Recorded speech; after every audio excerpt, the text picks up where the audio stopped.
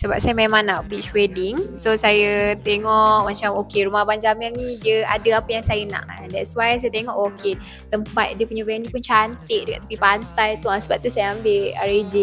Semua mudahlah, nak minta tolong letak apa ke, nak buat perubahan ke apa semua, terus direct deal dengan dia, and dia pun reply laju. Dia bukan macam lambat reply, tak ada. Kalau kita reply tu office hour dia tu on the spot dia reply.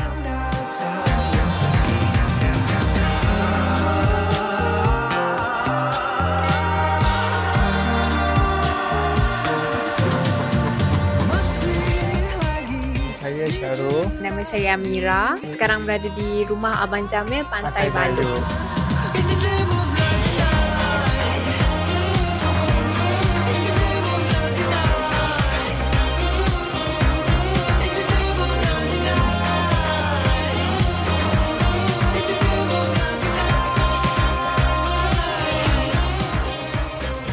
Alhamdulillah semuanya berjalan dengan lancar. Flow-nya pun bagus. Alhamdulillah semuanya berjalan dengan lancar. Makanan pun sedap. Lepas tu kita tahu walaupun kita orang ni awkward sikit ambil gambar pun, kita punya fotografer pun tahu macam mana kita orang nak posing-posing. Bagus lah, mantap lah. Kita orang dapat semua apa yang info yang nak dibuat dekat waktu majlis tu didapat dengan jayanya lah. Kita orang boleh faham Abang apa Remy semua. boleh berbincang dan dia pun supportive. Macam tak nak bagi kita orang ni awkward sangat. Dia tahu macam mana nak bagi happening. Kru-kru Abang Jamil pun of course lah, saya rasa semuanya berpengalaman and semuanya berjalan dengan teratur, and nampak diorang punya kesungguhan nak menjayakan majlis tu.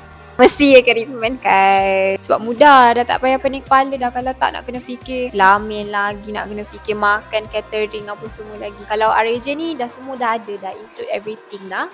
Tinggal nak kahwin je. Pitih ada belah kol jale. Mestilah 5. Ingat kenduri, ingat rumah Abang Jamil. Terima kasih.